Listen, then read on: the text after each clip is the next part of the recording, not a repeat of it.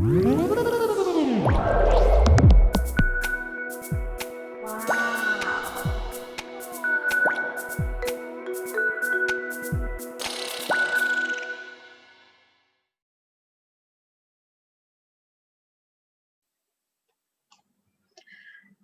cool. So I'm gonna start my presentation then. I see people are here. Yay, nice to see everyone. Oops.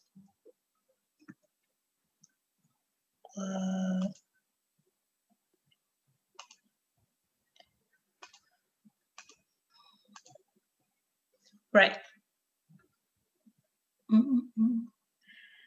Right, so today I'm gonna talk about video games, African women, and everything in between. So this is a more relaxed talk. It's pretty mostly talking about some photos and explaining some stuff. I was playing Life is Strange the other day, and the scrapbook scene just made me think. I was just like, oh man, all these pictures I have of awesome times, you know, maybe if they're alternate Sithas or whatever, like it would be nice to swap these pictures around and let them know. Yeah, let them know like what's happening in this reality and this reality. But anyway, maybe this will help someone in this reality as well, finding out about my experiences. So these are all my perspectives and my experiences of video games, being an African woman and everything in between. So,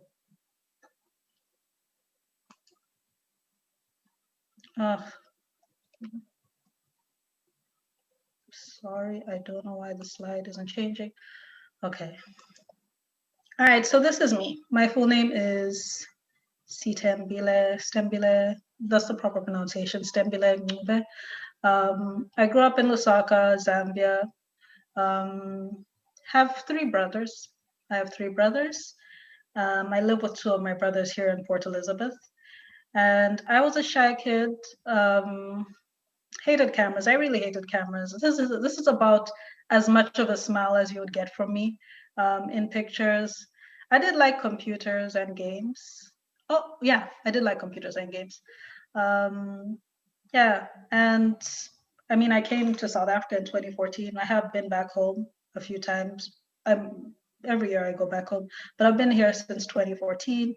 But I mean, my journey for, I guess, being involved in video games begins before that and way before that, like from the beginning of my life.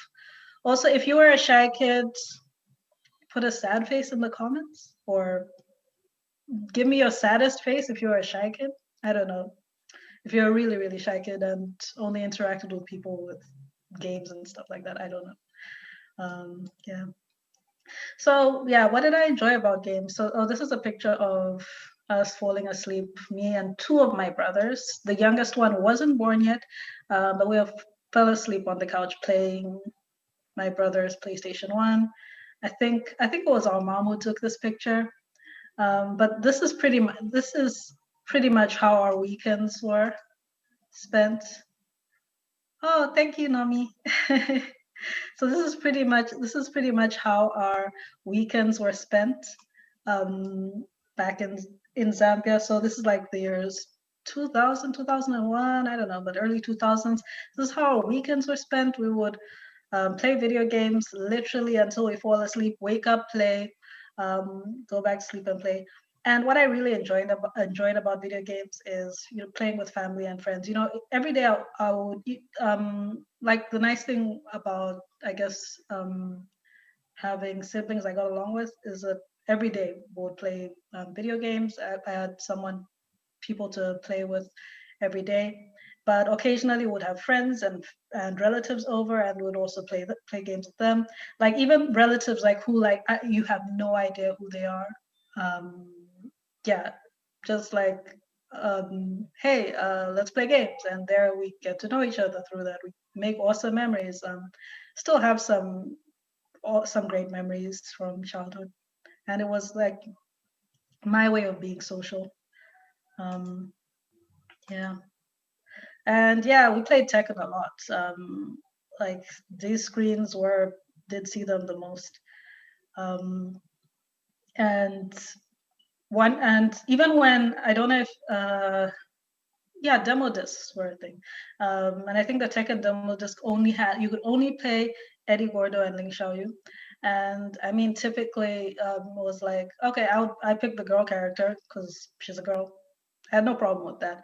But we would play both. But I mean, like she was like the first character where I was like, oh, she's a girl doing cool stuff in video games. So it felt like really cool playing um, yeah, experiencing video games through someone else. And I remember I would read like the little books and find out people's stories and whatnot. Yeah, so I like Link Show You, and I still actually, when I play Tekken, she's still like my number one character all these years later. Yeah, other characters that I really liked. Coco from Crash Bandicoot, Sakura from Street Fighter, Tron Bonne. I got to know her from Marvel vs. Capcom. I never actually got to play her games, but like I was always like, oh my gosh, these are like really cool people doing cool things. Like oh, I want to ride a tiger on the Great Wall of China. I don't know. Have the power to control animals. I don't know. But then like others like the thing which I felt a lot was like, oh, these are such brave people, and I was like a shy kid, and it was like, yeah, I would experience something vicariously through them, like that I wouldn't have, like being brave, being adventurous. Like we grew up on a farm outside of Lusaka, so we couldn't move around much. Yeah, yeah, and so between my like these two worlds, I guess my own world, being a young African girl, woman, and the world of video games. They're two spaces that, you know, I think I've unconsciously been navigating throughout my whole life, like unconsciously looking at spaces between that throughout my life. Um, yeah, and this presentation or this talk is going to be just a little bit about what I've learned from being in those spaces in between that. So my this isn't where my life began, but I mean this is where like a lot of things changed for me in life. I guess around 2012.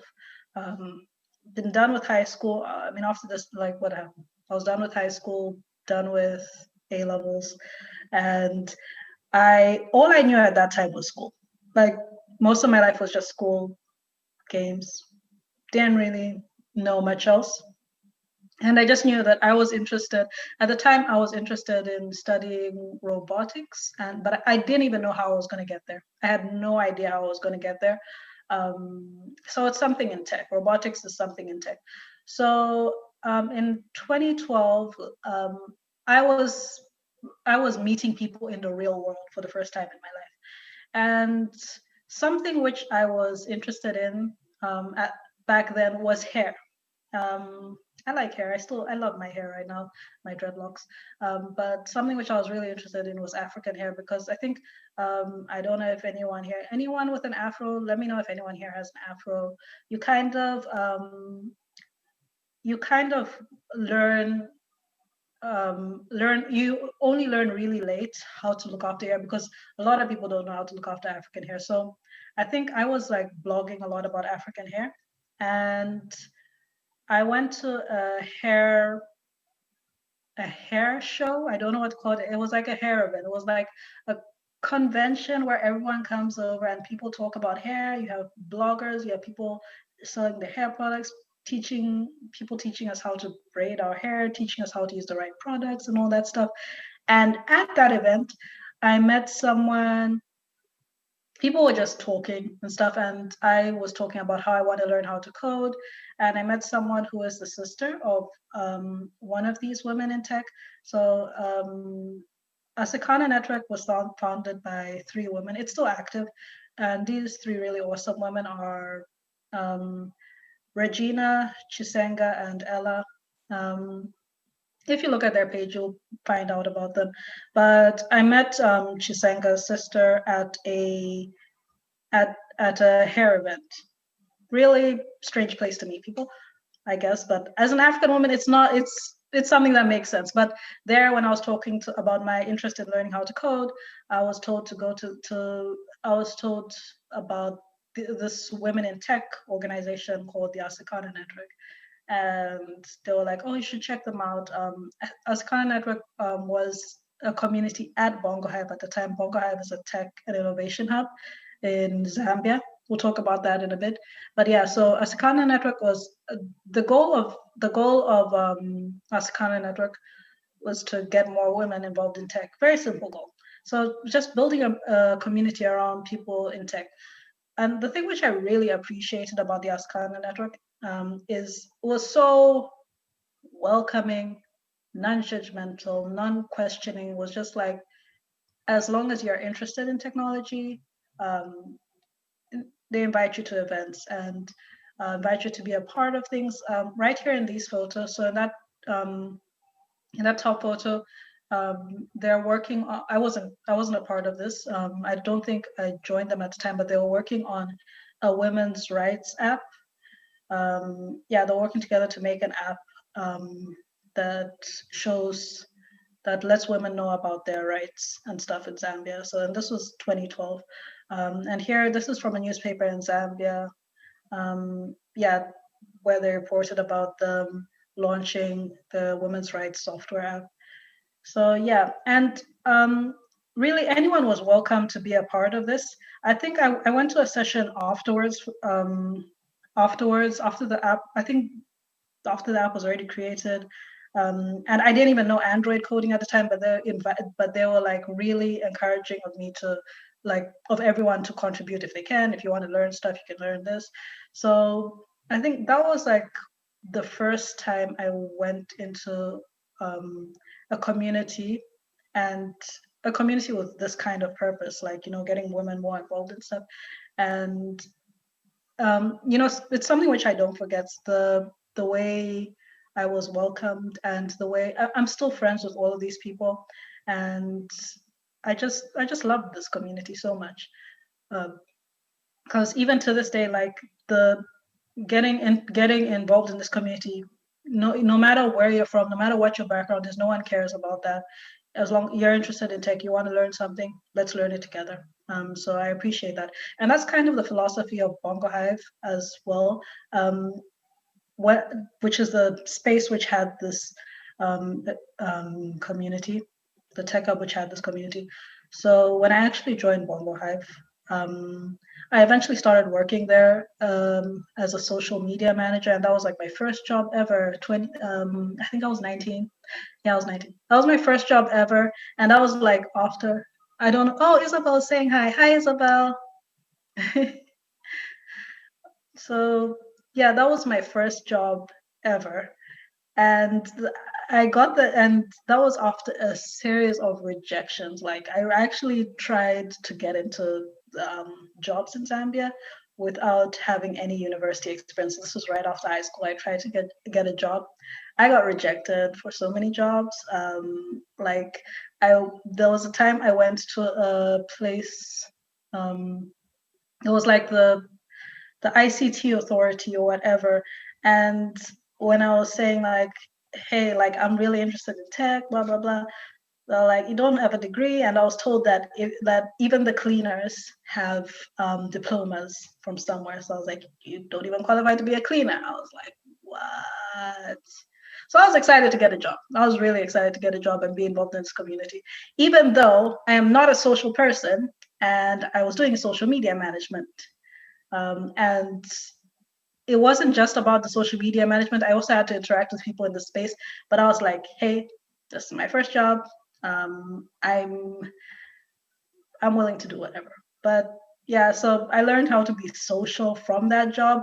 And it was a great place to be social because I was always meeting people from way different backgrounds, people who are interested in different kinds of things. I know this kind of space, a space which like attracts people that welcomes people, that isn't so judgmental and stuff like that. A space like that, attracts a lot of people who you can learn from. So like I think these years, 2012 and 2013, I learned the most, or No, actually, I probably learned a lot afterwards, but it was the first time I learned so much about other human beings around me, other Africans. And yeah. Yeah. And so while I was working at that space, I was like, I was encouraged to pursue my interest. At the time, like I said, I was interested in robotics. And that's where I learned about things like the Arduino and Raspberry Pi. And they were like, oh, my bosses, they were like, oh, like, look, you should, if you want, you can make a community organization, kind of like the Ascana network, but maybe around like, maker stuff, because I was learning about the maker movement and all that. And they were like, yeah. I was like, yeah, I'll do that. I was excited. I was excited to do anything at the time. So I was like, yeah, Maker Hut, let's do that. Or yeah, I don't even remember how the name came about, but Maker Hut sounds very simple and nice. Ubongo Game Lab, another community that was like after. I think I've told the story before. I might not tell it again and again and again. But um, me and my friends wanted to watch E3, and we decided to make an event around it to get more people interested in game development. And then we saw that there was an actual interest in game development. So another community, Ubongo Game Lab. So these are two organizations I founded at the time.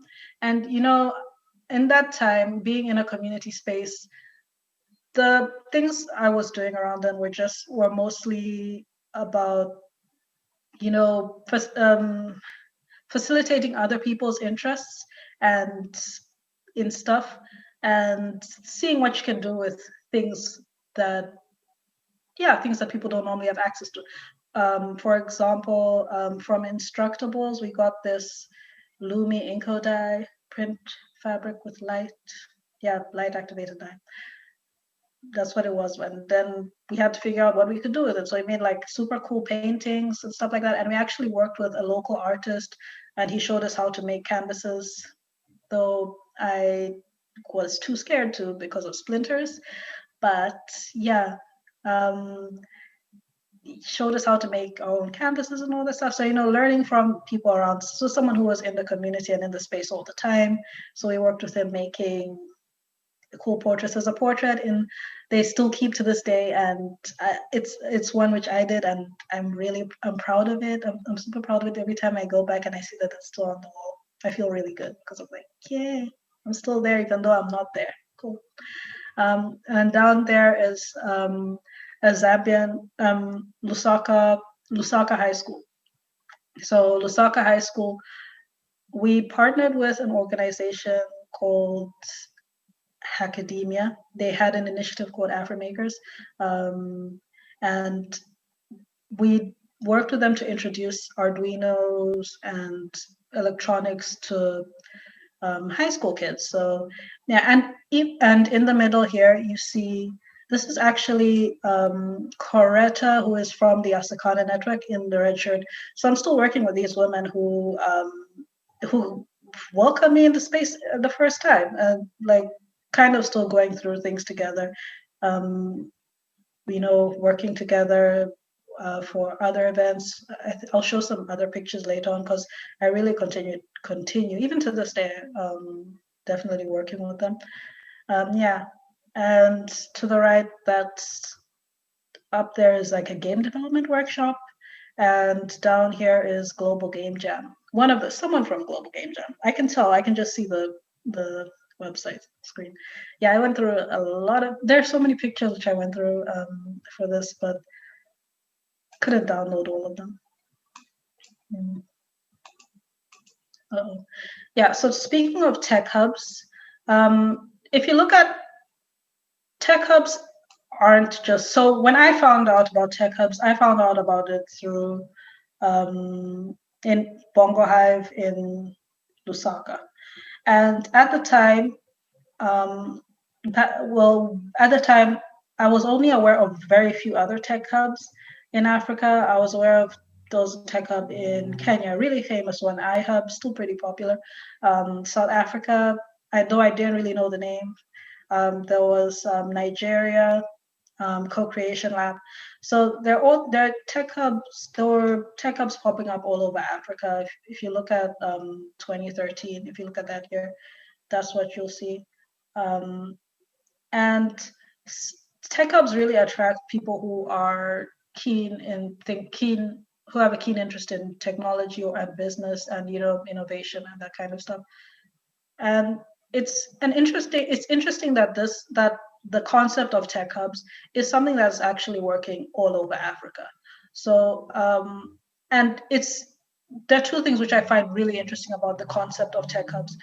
Yeah, the fact that it's something which works in just about every African country. In fact, maybe probably the world. You can probably say in the world, but it's just like really interesting that it's something which works particularly well in Africa.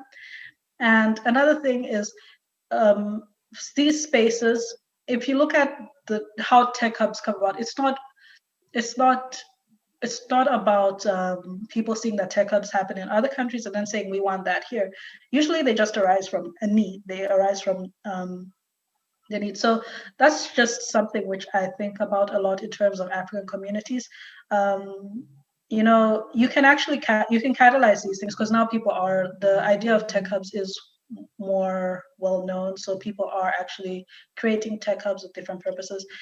But I think just in general, communities do spring about all over Africa with time. Whether it's for electronics, game development, and whether they heard about this idea before. It's something which happens eventually, and it's really great that in I guess 2020, but even earlier than 2020, more people being more social online, more people talking online, it's so much easier to have these communities. So it would be really cool to see this kind of stuff happen in games. So yeah, that's just my thought. Like, I guess it is happening. People popping up with their own studios, but I think like just having communities rather than studios is something really cool. That we'll definitely see more of. Yeah. And this is just a kind of like showing the history of tech hubs and the growth. It's like 2016, 314 active tech hubs, 2018, 442. And I think back in 2013, it was maybe about 100 or less than 100, probably less than 100 back in 2012, 2013. Yeah. And so in 2014 and 2015, so this is off after, well, I came to South Africa in 2014, like I said, for university, and I was interested in studying robotics at the time. But my mind had changed a lot from the idea of me wanting to study robotics to actually going to university and doing the course. I wasn't super like, I wasn't learning the same way I was learning in the year before, because the years before I was learning mostly by doing stuff by myself. Like, you have a cool idea, you kind of do it. That's how I was learning how to do most things before. But I wasn't so used to the university learning. I mean, I got into robotics, and down here it's like that's 2015 when we actually got to start working with electronics in our course. And I was like, and yeah, I did learn some extra stuff, but I was like, oh, we only like scratched the surface, and I'm like, this isn't stuff which I can use really. And up here is a hackathon. What was it? The NASA Space Apps hackathon. So what did I make from that? I think I used recycled bits, recycled cans, those lid thingies. That's definitely Red Bull. That is definitely Red Bull. Probably Red Bull from the hackathon itself to make like a glove which you could type on, like those phones, those 2000s phones, whatever, those early phones. What do you call that? T9 typing, where it's like you have to press 4 times to get an S. So I was like, oh, wouldn't it be cool if you could type like that? So I made one of those, right, in 2014, 2015. But and it was such a cool. It was fun. It was a fun weekend hackathon. Hey Walter, it was a fun weekend hackathon. But the thing is, like, I never really found a space to do this kind of stuff in engineering, to actually take this knowledge somewhere else. And at the bottom right, So that's in Zambia, and I think this was probably 2015. You were required to do a year of work experience in engineering. So I went to, so when I was back in Zambia, I went to the National Technology Business Center. They kind of support people with innovation. And I was like, oh, okay, if I want to get into engineering, what can I do for people? And something cool which they do is like if people have ideas, they kind of they they they would use their engineers to try and what can I say? I don't know. Help people like get the ideas commercial. Oh yeah. Make commercially viable products from this stuff. So this guy here, he made like a bicycle thing to like shell corn and peanuts. So yeah, there's like a wheel you put in there, and like he kind of just made that by himself, um, wherever he was. He was a welder. Yeah, so he was like, yeah, no, it'd be pretty cool to make that. So when I got there, they were like I was working with an engineer. The guy in the green shirt is an engineer, and the idea was to make this a commercially viable thing. And another guy had the idea of making a well pump, a water pump out of like a fridge gas tank. I don't know, I don't remember, but yeah, that was the other guy's idea. And um, I actually didn't have the skill to do this at the time. And I felt kind of bad because I was just like, wow, like, what you're doing is really cool. And what you're doing is really cool. And, you know, you have great ideas, but you don't really have, the thing is, you don't have the resources to make something as big as it can be. But the fact is, like, this guy came up with this really cool thing. And, you know, from that, you can kind of see that in other even bigger spaces in Africa. Like there are people who are trying out whether it's with the maker community, tech community, coding, video games, film. Like there are a lot of people who have ideas and can make commercially viable. Yeah, can make stuff which can be commercially viable, but they don't have the resources for that. And it's something that's like really, that kind of support is really, really lacking in Africa. Well, I can say specifically in Zambia, but also I feel in Africa as a whole that kind of support is lacking. Yeah. So moving on from that space. Sorry, this might be a bit out of order, but it's still like a timeline type of thing. I hope I didn't know how to put the pictures in order, but yeah. So moving back to 2015 and 2016. I was getting more involved in game development spaces for game development rather. I got 2014, actually 2014 was the first time we hosted Global Game Jam in Lusaka, though I wasn't actually there to participate, but the next year I was there. And these are all pictures from Global Game Jam. And, you have people coming together who,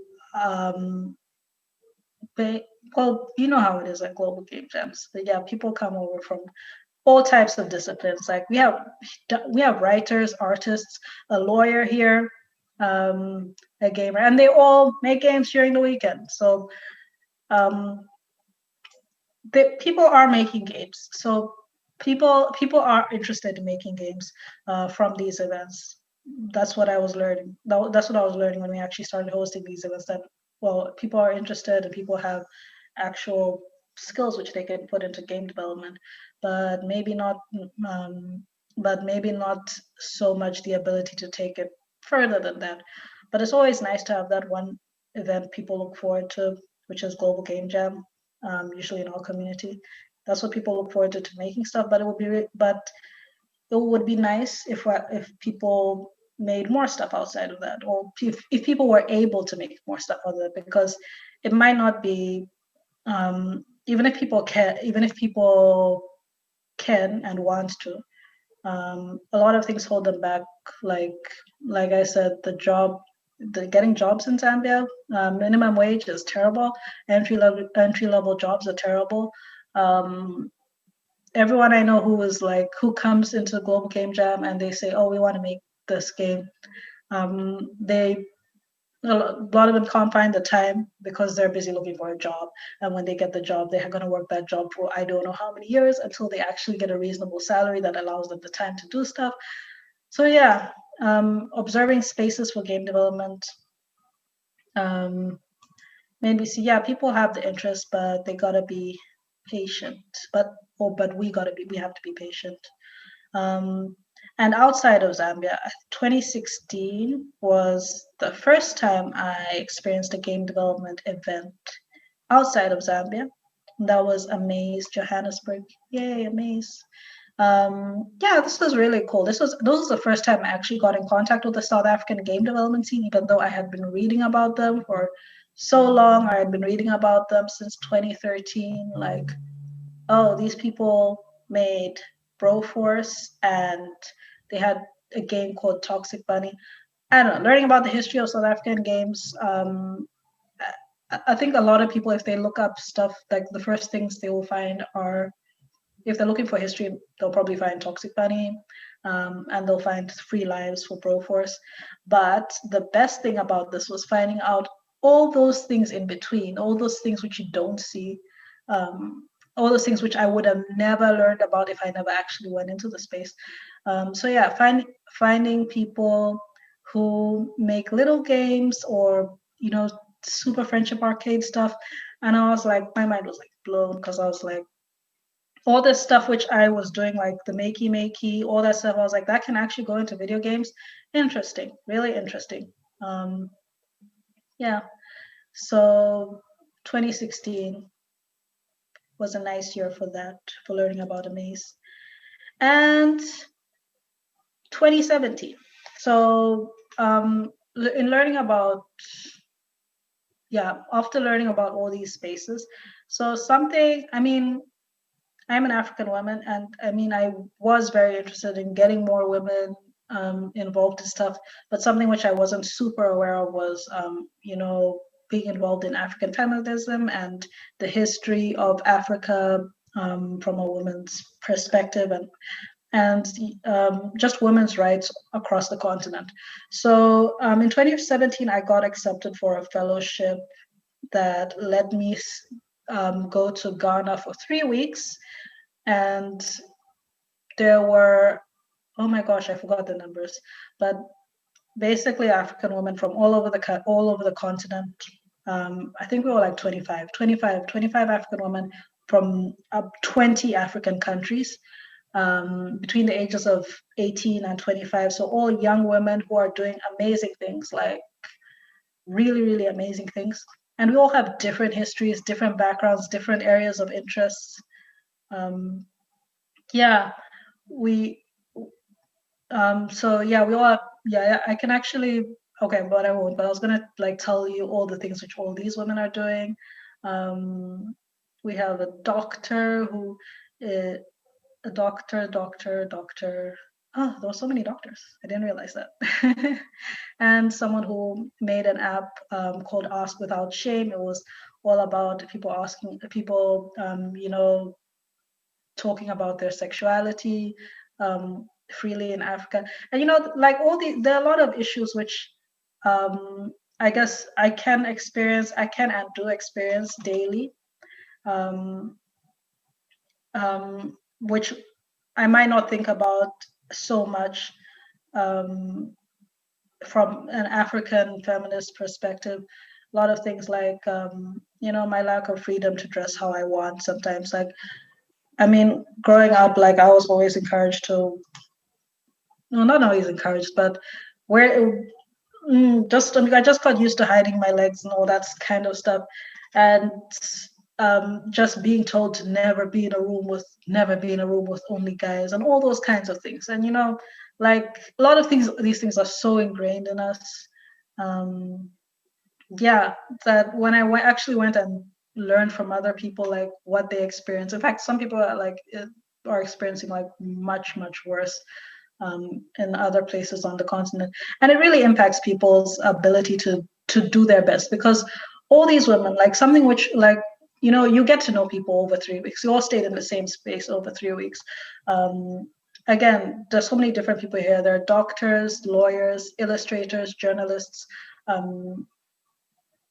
environmental activists, so many women, but we all shared. I think we did have a session where we all kind of like shared personal stories, and it was ridiculous, amazing, but also ridiculous how a lot of people had the same griefs that, you know, scarred that you know, left scars on their lives. And you're like, how, you know, it just really sucks that, you know, like there are so many amazing people who can't get their ideas out there, or face so much adversity to just be able to do normal things, and even worse, to be able to do amazing things. Yeah. And yeah, other experiences we shared, we visited the East Coast slave castle in Ghana together. And again, we're all people from different countries, different backgrounds, different religions. But, you know, you can't escape the fact that Africa has a shared history. And yeah, you know, when you go into this space, and we went back many years back, we would all be looked at exactly the same, no matter who the hell we were. And it's something which I actually appreciate this about Ghana. So when I was there, I would see a lot of reminders of historical monuments, like always out in the open, and people were like really freely discuss their history and all that. And moving on, and like, so yeah, these pictures up here were in the middle are from the East Coast slave castle, but at the bottom, I also visited a tech hub while I was in Ghana. And something which was really amazing about that tech hub is like there were so many women who are active in the tech hub, so many startups run by women. The space was pretty much run by women, even though the founder was a guy. The space was run by women, and like here you have a wall with they have a big wall with pictures of the events and whatnot, and you can see like there are like women all over there. And I was like, this is so cool. I just thought, like, I think at the time when Bongo Hive was looking to get women more active in the space, and they've actually succeeded in that. But when I was first working there, it was something which they were really trying to find a solution to, because women weren't actively participating.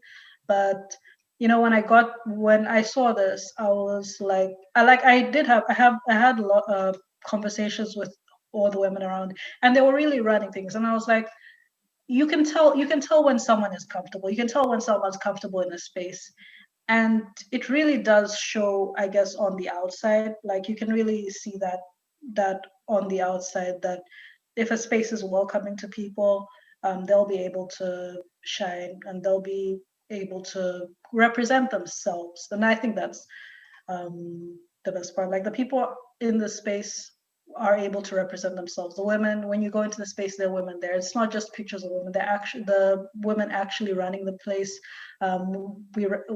They helped me set up a karaoke night, I think. Yeah, they helped us set up a karaoke night there. And oh, sorry, I just heard a message from somewhere. Not here. Yeah. Yeah. Oh, and two other random cool things. Just ending up 2017. On the right. So one of the women I met in the fellowship, her name is Farah. She's from Sudan. So she used to run an escape room with her sister. So that was actually the first time I ever learned about escape rooms in 2017. And I was like, I can't believe I can't believe I've never heard of escape rooms before. And she's a civil engineer. and she uses her engineering knowledge to she used her engineering knowledge to actually make the things in the space, and make the puzzles. And she's just a really cool person. And while we were in Ghana, there was an escape room, and she was like, "Let's go there," and we went, and it was really, really cool. The first time I found out about an escape room. And yes, this is a woman from a totally different space, um, or not really totally, but civil engineering, but from another country. I don't know if I would have ever learned about escape rooms if it wasn't for her. And on the left, very random, but first time I was in Ghana, I went out and saw a Togolese metal rock band. So they have some really cool alternative culture there as well. So that's just very random.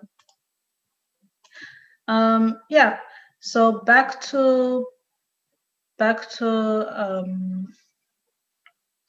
game development and or games and women. So I had been hosting workshops for women in games to get women more involved in game development. So these pictures are from 2015, when I first started these workshops, and this is with the Asakana Network. And the first time I ever held this workshop, I wasn't expecting too much from it, but something which is was super valuable was actually hearing the perspectives of these women. So a lot of these women are people who I see every day, and they wouldn't and they wouldn't talk about games even though they played games. They wouldn't talk about them, and all that stuff. You'd always see them just keeping to themselves and doing their work, or even if they're not keeping themselves, they're just doing their work. But then when we actually had this event about game development, I was finding out like, oh my gosh, like they all play games, they all play video games, they just don't talk about it, because of the way guys treat them, when they talk about video games. And after that first event, that was going to be, well, I don't know if it wasn't, I didn't have the idea to have it as much of a recurring thing, but after that, I was like, this needs to be a recurring event, because we'll never be able to hear the problems people have. We'll never be able to hear the problems with a space if people aren't comfortable enough to say it. So yeah, that's something I learned from that year. Sorry, I have a sore throat. I hope you can actually hear me properly. Um, and yeah, so I did continue hosting. I mean, I still actually host workshops. I hosted one in January, for women, visual novel workshop for women. But the thing is, I wouldn't be able to, a lot of the things which I have learned, and even the people who are getting involved in my current project, Proserium.net, the all of the most valuable stuff I found was, or the most valuable things I learned were from the spaces in between, game development or video games and myself as an African woman. Spaces like the Women in Tech community, very powerful community that I learned from. Women in Business in Africa, also very supportive. I learned a lot of business things from them. Of course, African feminists learned, I could go on if I wanted to, but I learned a lot from these spaces. African creatives, especially writers, people in film, learned so much from these. The African geek community, yes, I learned a lot from this space, especially how not to treat women. Yeah. Yes, another community I did mention, because I couldn't get the picture in here. I don't know if the presentation got too big, but it wasn't letting me upload the picture.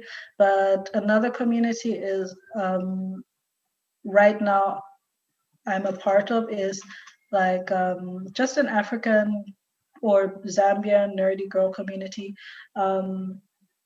like we decided to create that space because women weren't so comfortable. We had some issues with the bigger space. Let me just say, like, obviously, you know how the geek nerd community is towards women. We had some problems with that space, so we decided to make our own space, and it's really fun. It's really fun. I love that space. I stand every single woman in that space. Love them. And yeah, I actually haven't looked. It's actually really nice because I've never had this many friends in my life. I've never had this many friends with common interests in my life. Um, and being able to support each other and also, I guess, protect each other, which I think is important as well, is really awesome. Yeah, so all these are the spaces in between. And so things I've learned from these spaces. So yeah, people aren't shy about creating and sharing things in spaces where they belong.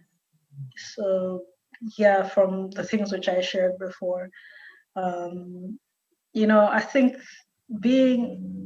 if you're not like, it's kind of a luxury to not fight your existence in a space. Should I say it's a luxury, but it's something which um, I guess people might take for granted, and something which causes people to not be the most productive. But I think, like, when you have spaces where people can create and share things, um, or where they actually feel comfortable, you'll see a whole lot more creativity, care, involvement, all that kind of stuff, because they don't have to fight where they're from. Yeah, and every space has its conflicts, and addressing and resolving these requires the most compassion. It's not easy. I mean, even in these spaces, so aside from spaces where the main conflict is that people aren't treating women properly, um, things like harassment, um, general discrimination, general all that kind of stuff. So the aside from those conflicts, there are conflicts even within these smaller spaces, um, and you can't. I don't think you can expect that to not happen, because even within all these spaces, like I've seen conflicts arise, and it's honestly I've seen conflicts arise, and they do get resolved, but get those are actually the times when people, I guess, need the most social intelligence. Um, something which I'm worried that I don't have, so I kind of shy away from community management. But um, yeah, resolving these issues, they exist in all these spaces. And even when you create a new community, just expect that to happen. But never lose people. Like if you don't address this, you're gonna lose people, and that is like such a shame. Like it's really such a shame. Like, I mean, I've seen it happen in some communities where people don't address conflicts nicely, and you end up losing people. You get a fractured community. Um, in some places, I've seen conflicts get resolved, and it's been a struggle, but it's been worth it in the long run. It's really been worth it in the long run. You usually have to have that tough conversation, that tough sit down conversation where we are staring at the problem, and it can be really ugly, but I've seen these communities come out of that and be stronger and more valuable. um, yeah, and the last one was, we can experience and discover the past and future together. It's a great way of connecting. Even if, I mean, with all these communities and with any group of people, you can find something in common with them. Um, yeah, and that's something which can easily connect with people, whether it's a shared history of Africa or whether it's the way people aren't so nice to you, the way people, yeah. That's unfortunately it is a thing which people connect over. Or whether it's hair, another thing from the very beginning, whether it's hair, whether it's your struggles with hair. But yeah, that's kind of what I learned from those spaces in between. And yeah, so that's why, well, of course, I'm going to end with this. Um, one of the reasons I'm really interested in Frosarium.net is documenting and learning about women and their contributions to games. And the nice thing, or the interesting thing is, a lot of these women come from spaces in between. For example, yeah, so these are the first 10 women who have interviewed, really cool people. I really enjoyed listening to them and seeing their contributions to games. Tendai, number one, top left. They're all in order. But yeah, Tendai is a veterinary student in Zambia. She created her first game during a workshop this year. And she makes her own web comics and all that stuff. So she's a really cool person, interesting person. Alexis, a game development and game science student. Adefoyeke, a culture journalist. Vero, an illustrator and concept artist. Crescentia, a Zimbabwean BSc informatics student. Maria, a software developer. Oh yeah, Maria. Oh, sorry, no, Ansa, a computer science master student from Madagascar. Maria, a software developer from Zambia. Dimpo, you know her. She is the nuclear bomb of BizDev.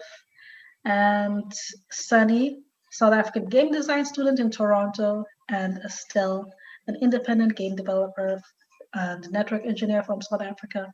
And this is just 1% of the 1,000.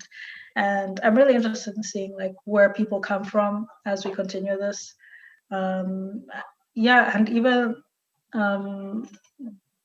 getting to know people from across different lines, whether it's a language barrier, country barrier, cultural barrier. Really, it's really cool stuff.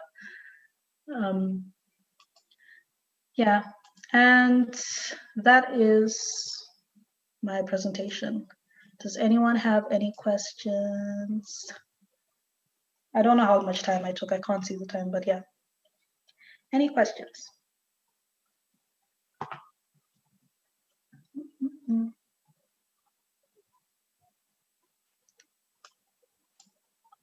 Oh, I feel so lonely here. No one's asking questions.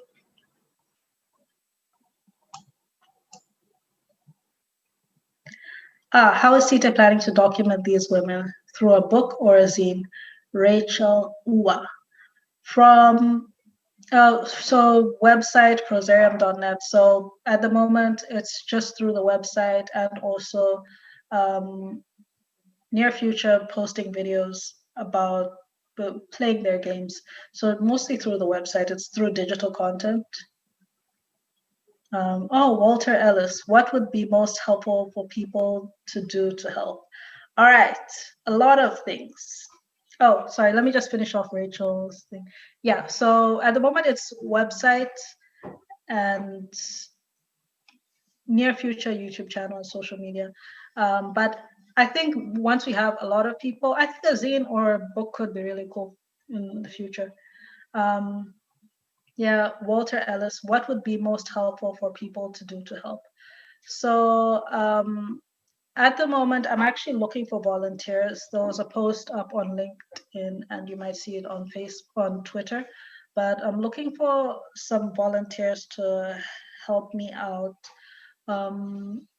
with just getting started on things like our social media presence and communications and video editing.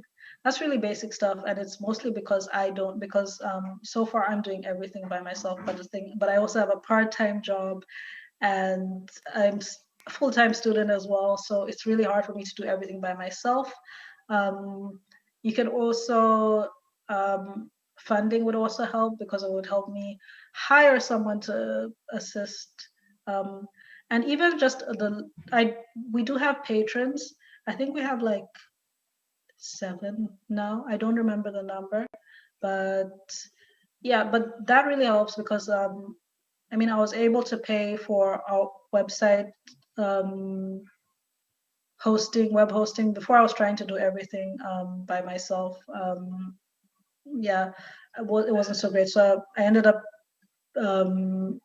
web hosting, domain name, all that stuff got paid for from the patrons, which is really cool. Yeah.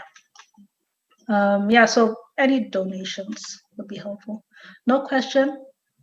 Oh, okay, wait, more questions. So that was Walter asking what would be most helpful. So sharing stuff as well. Oh, another thing. Actually, this is very important. Do you know any African women who have contributed to games in any way? If you do, say their names here or tweet about them. Let me know about them because I'd really love to interview more people. I have some interviews in the backlog, but obviously 1,000 is a big number, and anyone you know of, just let me know about them. Yeah, full. Thank you so much for the talk. It was very interesting. Thank you so much for listening. Nils, no question, but I want to say that it was a super interesting and inspiring talk. Yay. Nice. The Crabatorium. Is that Crabman? Will I continue podcasting at some point? Yes. Actually, better than podcasting, maybe I am interested in streaming someday. Yeah. So, yeah, someday by next year, I hope I can get into streaming, and maybe that can be like kind of the podcast thing. I don't know. I like talking to people from all over different places. So, yeah. Yay. Thank you. Thank you, everyone.